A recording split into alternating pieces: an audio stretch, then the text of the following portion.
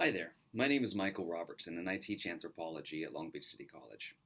I wanted to take a few minutes to talk to you today about the difference between asynchronous and synchronous online or remote teaching. Each one comes with its advantages and potential disadvantages, and if we find ourselves in a remote teaching situation, I think it's good for instructors to be aware of their options.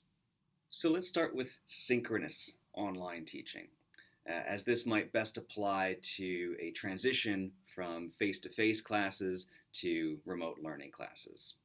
To sum this one up, let me give you an example.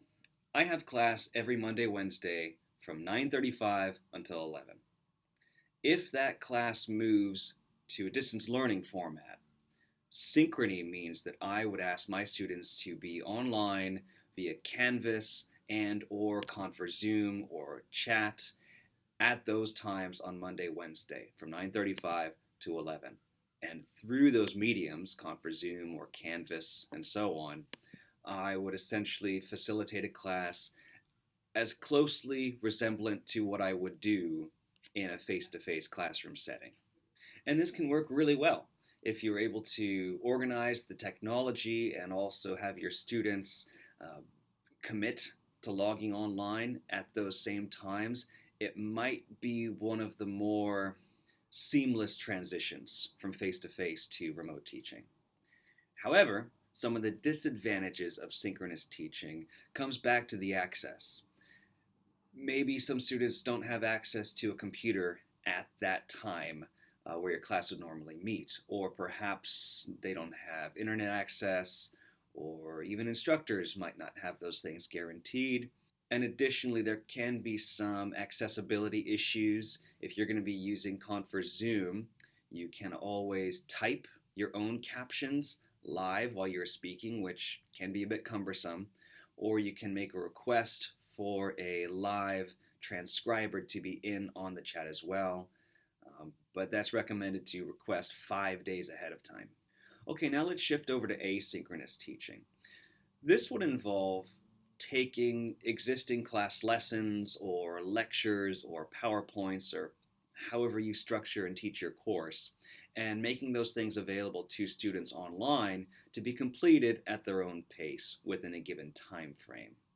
So for example, you might upload a PowerPoint presentation, you might record a short 5 to 10 minute video of yourself explaining a concept or two, and then it would typically involve posting some sort of low stakes written assignments or even a low stake few question quiz, a discussion forum so students can type and chat about a given prompt that you would create for them.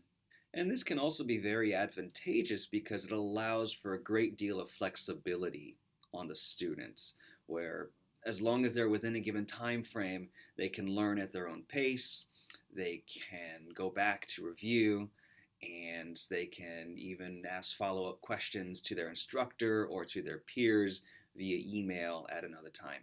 One of the drawbacks of asynchronous online learning and remote teaching is that it is a significant amount of work to essentially tailor what you're already doing in your classroom so that it fits better into an online context, specifically in Canvas.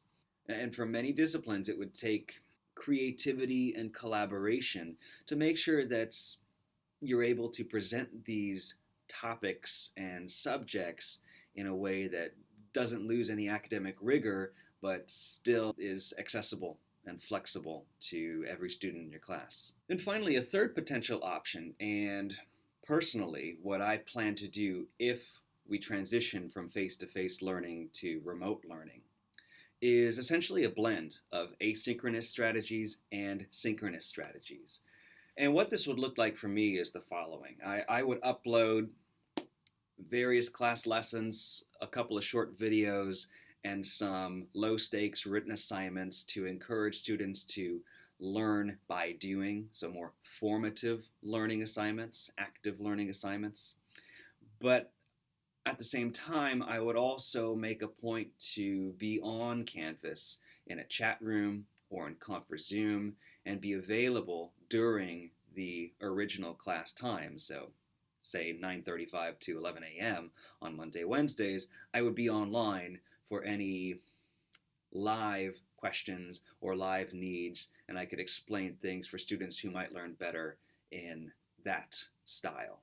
So for me, when it comes down to flexibility, leniency, and creativity, I think combining synchronous teaching and asynchronous teaching might make the most sense in my discipline in this circumstance. Well, I hope you found this helpful and at least given you something to think about as we prepare for possible remote teaching situations. I encourage you to work very closely with your colleagues that teach within your discipline, as I don't think there's going to be one size fits all solution for every single subject that we teach on this campus. So do your best, be flexible and creative, and reach out to each other when you need help.